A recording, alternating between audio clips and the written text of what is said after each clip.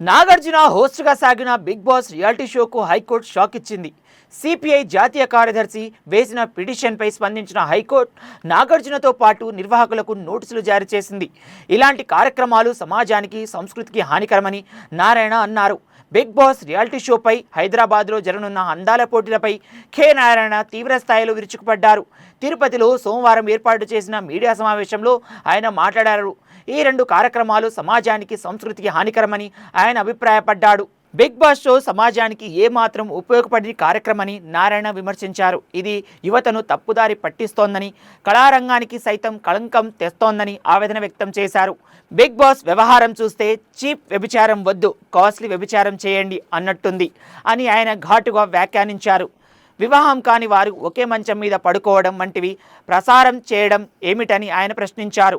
ఈ కార్యక్రమాన్ని 24 గంటలు ప్రత్యక్ష ప్రసారం చేస్తే ఇంకా దారుణమైన దృశ్యాలు చూడవచ్చని అన్నారు. బిగ్ బాస్లో 100 రోజుల పాటు యువతకు పెద్ద గుహలో బంధించి అన్ని రకాల సదుపాయాలు కల్పిస్తున్నారన్నారు. అందులో అక్కా చెల్లెళ్ళు, ముసలి వాళ్లను వేరని కేవలం యువతీ యువకులనే పంపిస్తారని అన్నారు. అన్ని రకాల సదుపాయాలు కల్పించి యువతీ యువకులను గుహలో వదిలేస్తే ఏం చేయకుండా ఉంటారా అని ప్రశ్నించారు. 100 రోజుల పాటు గుహలో ఏం చేస్తున్నారనే చర్చ వస్తుందని అన్నారు. ఇలా చెడుతో కూడిన సంస్కృతికి ఎందుకు డబ్బులు పెట్టారని అన్నారు. ఇప్పటికే పలుమార్లు బిగ్ బాస్ను బ్యాన్ చేయాలని నేను పోలీసులకు మొదలుకొని జిల్లా కోర్టు వరకు అందరి చుట్టూ తిరిగానని, 2 ఏళ్లుగా నా పిటిషన్లు స్వీకరించకుండా దండం పెట్టారని, ఎట్టకేలకు హైకోర్టు స్పందించి నేను వేసిన పిటిషన్ను స్వీకరించిందని అన్నారు.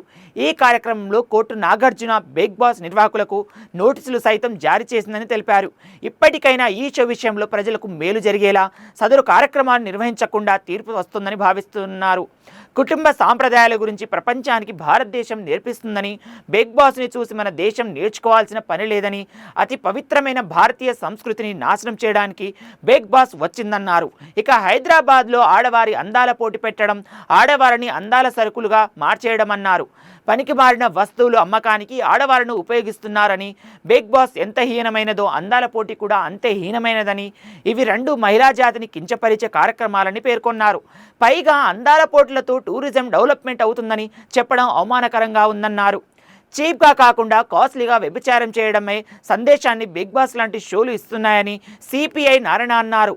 వయస్సులో ఉన్న వారిని తీసుకెళ్లి బిగ్ బాస్లో పడేస్తే వారు తప్పులు చేసే అవకాశం ఉందన్నారు.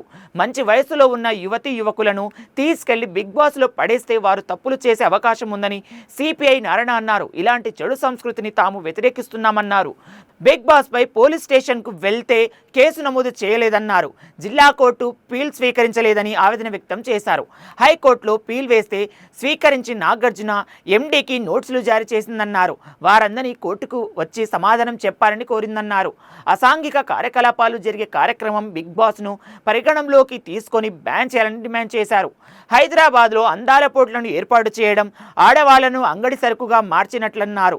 ప్రపంచ సుందరిని వివిధ రకాల నాసిరకం వస్తువులను అమ్ముకోవడానికి బ్రాండ్ అంబాసిడర్గా వినియోగించి సేల్స్ పెంచుకుంటున్నారన్నారు.